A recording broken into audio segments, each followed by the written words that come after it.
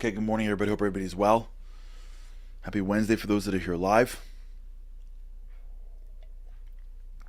Happy whatever day, week it is for you. Thanks so much for joining us. Speaking about the idea of the quality control of time investment, the punch card.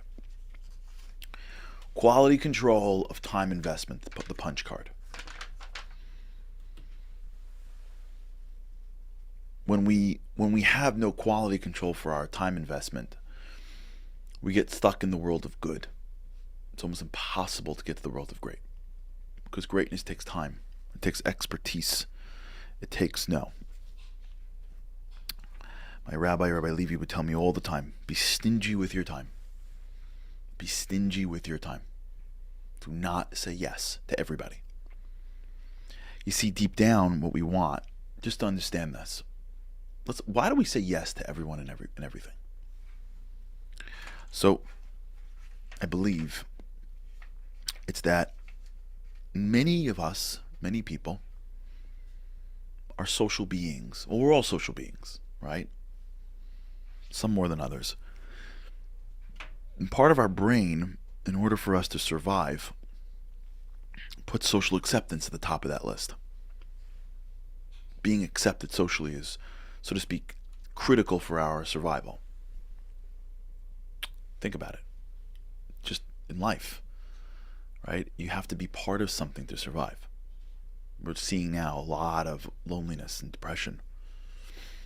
I saw a crazy, terrible stat where more, I think it was adolescents or kids, died last year from overdosing and suicide than of COVID, right? Because kids were at the lowest risk profile, but they were alone for the year. You put a kid alone. It's not like an adult. This is that kids need to be with kids. So you just shut the world down on a kid. Got no blame anybody, but you shut the world down on a kid for a year and a half. It messes them up. We're social beings. We live with each other. And you look at strong communities. Malcolm Gladwell did a great piece on this. I think the town was called Rosetta. I don't remember. You would know. The Gladwell fans out there would know. He did in one of his books. I forgot which one, but for those who read Gladwell will know this. He did a whole chapter on a town in America that had the lowest heart disease and the lowest death rates and the highest quality of life. And when you delve into the town, they didn't have any higher socioeconomic status than anybody else. They were lower middle class. They're just like a regular town. And as you delve further, what you realize that the town was had a very rich, deep, connected community. And the community is what changes things. For me personally, that's one of the greatest, to me, pieces of being part of a religious community. You really are a community. It's something that you can't explain. You're a community. You live within the walls of a community, where you pray, how you do, everything. It's all part and parcel of the rules is to do it together. Community is massive, and for the most part, it's part of your identity, and there's a lot of good there. But the challenge, so to speak, in a community is seeing yourself in the context of how people see you. It's hard because the mind is built to survive, right? Remember we spoke about this. The mind has to survive. Greatness is an option. It's a choice you have to make. Survival is social acceptance, which is why public speaking is so scary, which is why people will act one way in their home and one way outside, right? People will say different things and do different things, and that's why people will make enormous physical sacrifices for public acceptance. They'll put their kids in schools that are not good for them. They'll work harder than they need. They'll do things because the acceptance of the community is so critical, or society is so critical. That's a survival technique. Taking from society to to find your identity is survival. Now, when you're in that zone and you're in the world of social acceptance, what happens is that it's socially inappropriate to say no. When someone asks you for something, you're supposed to say yes. So what happens is people ask people for things and they say yes. Want to go here? Yeah. Want to go do this? Yeah. Check this out. No problem. It becomes a value into itself. Now, there's one thing to say that you're a giver. That's fine. Meaning if you're giving to somebody, but even then you have to understand your priorities in giving, right? In Jewish law, we have a concept called the poor of your city, aniyei ircha, which means that there's priorities. You don't just give money indiscriminately. You have charity. You don't just give it out. You give charity. We have an obligated charity, right? According to Jewish law, you have to give between 10 and 20% of your money to charity.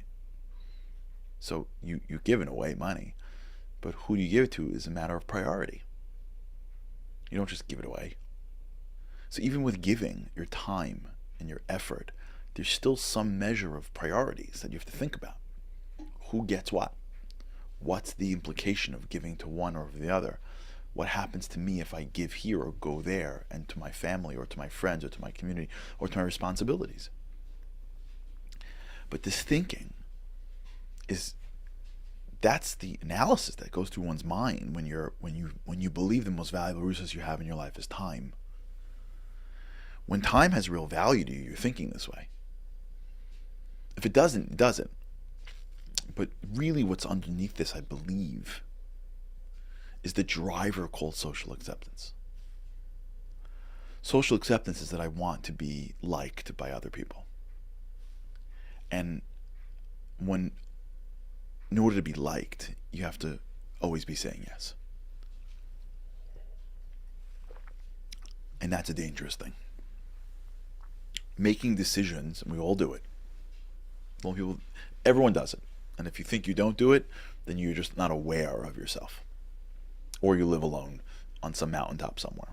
If you live in a society, you do it. You may not be aware of it, but you do it. We all do it. We act in ways that get other people to like us, to respect us, to be happy with us, to value us. And that will change what we do. That will change what we prioritize. It will put the world in the context of other people. And this is a major issue when it comes to people that have achieved success. Because what happens is that let's say somebody is climbing the corporate ladder, let's say, right? So when they're beginning, they make a certain amount of money and they have a certain amount of status. And that's successful. But as they grow in their careers, their circle changes. But their success doesn't change.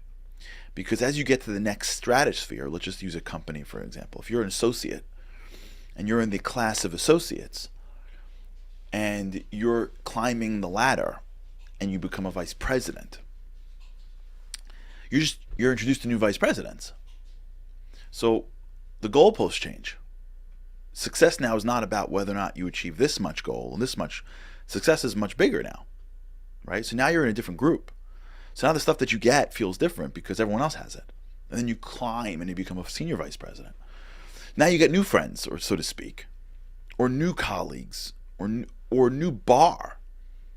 And that in the first few weeks, that feels great. And then that starts to change. So wherever you go in life, there's always somebody to impress. There's always someone that you want. There's always a new society that you're now a part of that you want someone to like you for. The problem is that the goalposts continue to grow and it'll never end. Someone will always be more than you. It happens in communities all the time. You live in this place and you're with these people, then you can move up here or go there, or you move to this person, whatever it is. Just think about your life and think about your circle. And as your circle starts to change, you're the same and your desire is the same. It's just that the goalposts keep on moving. The more we're not aware, forget changing it. Let's not even get there yet. Let's just be aware of it. Just call it out.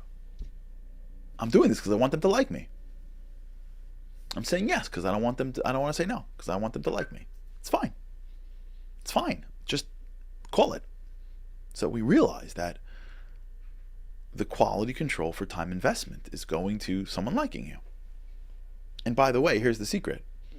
You got to be a mensch. Right? You gotta be a human being. You gotta be nice.